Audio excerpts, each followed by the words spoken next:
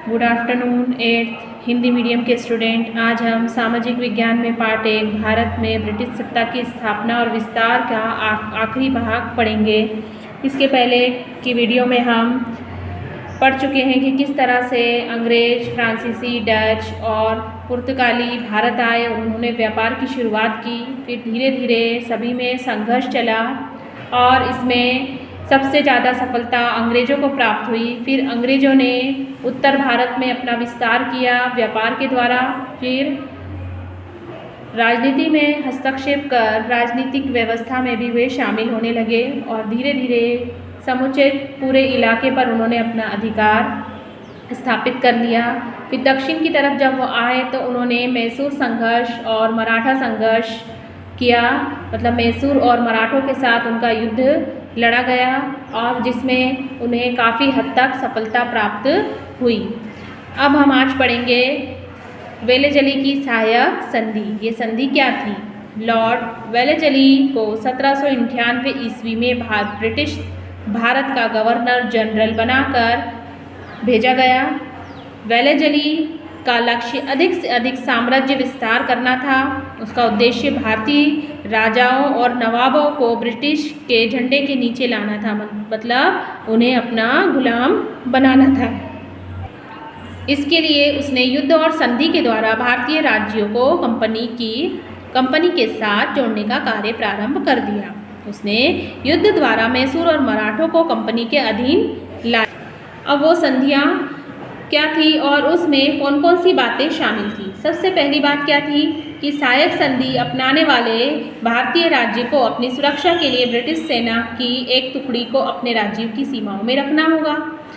British सेना के खर्च के लिए संधि स्वीकार करने वाले राज्य को एक निश्चित धनराशि एवं अपने राज्य का एक बड़ा भूभाग कंपनी को देना होता था।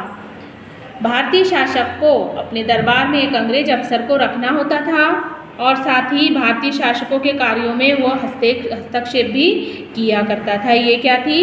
वेलेजली की संधि। भारत में ब्रिटिश साम्राज्य के विस्तार में लॉर्ड वेलेजली और लॉर्ड हेस्टिंग्स और लॉर्ड डलहौजी का एक बहुत बड़ा महत्वपूर्ण योगदान रहा है, जिसमें से वेलेजली भी की संधि बहुत मायने रखती थी अंग्रेजों के शासन को आगे बढ़ाने के लिए। अब लॉर्ड हेस्टिंग उसके बाद पढ़ेंगे हम, लेकिन ये भी देखेंगे कि उसने ये व्यवस्था को प्रारंभ करने के लिए, मतलब भारतीय राज्यों की सुरक्षा देने के नाम पर जो उसने ये संधि का जाल बिछाया था वो कितने हद तक सफल हो चुका था। वह एक मकड़ी का जाल के समान था जिसमें वो सबको फंसाना चाहता था। वो सदैव के लिए ब्रिटिश जाल में फंस जाता था जो इस संधि पर हस्ताक्षर कर देता था या इस संधि को स्वीकार कर लेता था। सहायक संधि स्वीकार करने वाले भारतीय राजाओं में हैदराबाद और अवध प्रमुख थे। 1803 ईस्वी में पेशवा ने फिर सिंधिया और भोसले ने भी इन संधि को स्वीकार कर लिया। अब हम पढ़ेंगे लॉर्ड हेस्टिंग द्वारा ब्रिटिश साम्राज्य का विस्तार। अब उसने क्या चाल चली?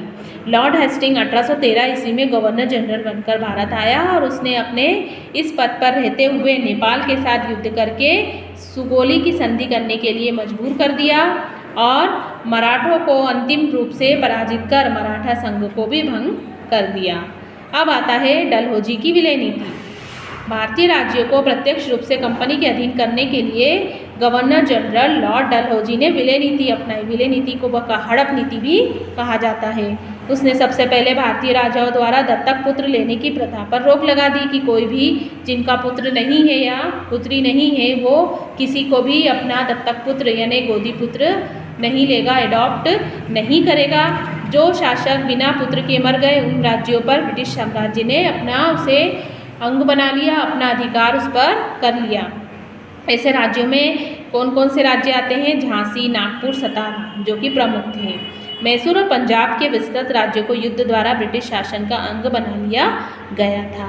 1856 ईस्वी में अवध के नवाब पर कुशासन का आरोप लगाकर अवध को भी ब्रिटिश शासन ने अपने अधीन कर लिया और अपने आप शासन में, मतलब अपने राज्य में मिला लिया। 1757 से 1857 तक लगभग संपूर्ण भारत ब्रिटिश साम्राज्य के अधीन आ चुका था।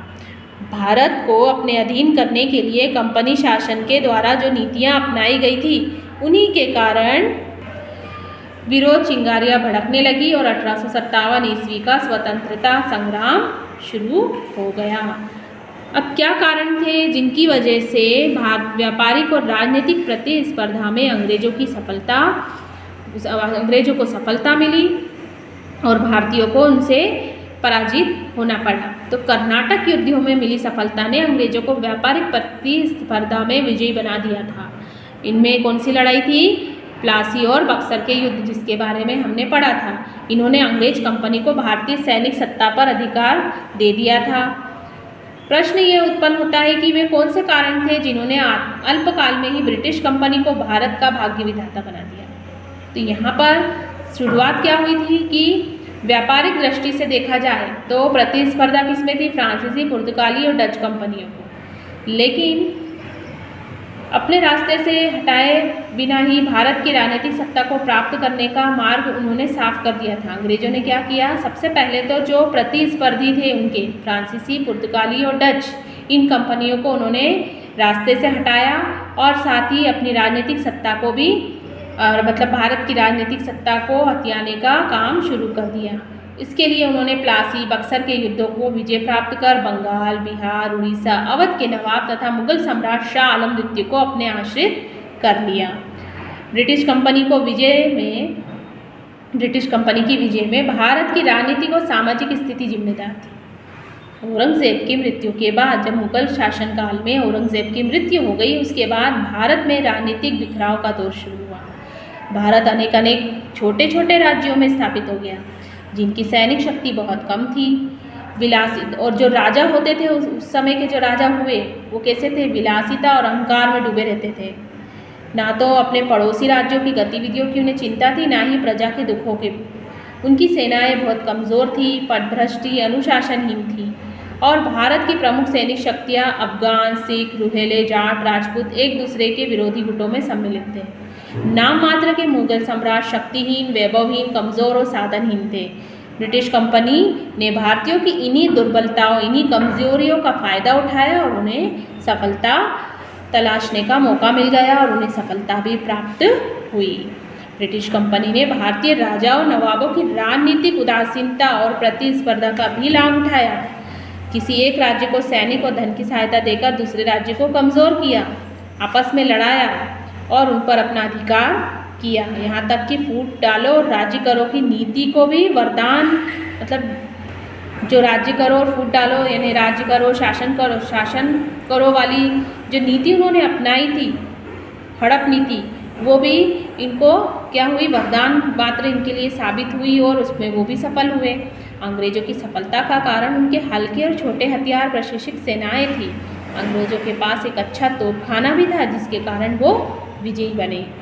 18वीं शताब्दी में भारत में राजनीतिक अराजकता, राजनीतिक बिखराव, केंद्र का कमज़ोर होना, ये तत्व शामिल थे जिन्होंने ब्रिटिश कंपनी को सफलता प्रदान की। मराठे, जिनसे अपेक्षा थी कि वो कुछ हद तक इसको रोक सकते हैं, लेकिन उनमें भी राजनीतिक स्थिरता कायम कर पाएंगे, आपसी संघर्ष में उलझे हुए थे और इसकी अपेक्षा वो पूरा ही नहीं कर पाए। वो भी क्या हो गए? हार गए। अंत में इतना कहा जा सकता है कि ब्रिटिश कंपनी को मिली सफलता उनकी अपनी योग्यता नहीं वरन भारत की राजनीतिक कमजोरियां थी, जिनके कारण ब्रिटिश शासन को हम पर शासन करने का अधिकार भी मिल गया और उन्होंने 200 वर्षों तक हम पर शासन जारी रखा। कहीं इतनी संघर्ष के बाद जाकर हमें सफलता प्राप्त हुई, वो भी कब? जब हमारा देश आज़ाद हुआ। यहाँ तक आपको इस वीडियो में देखकर इस पाठ को पढ़ना है।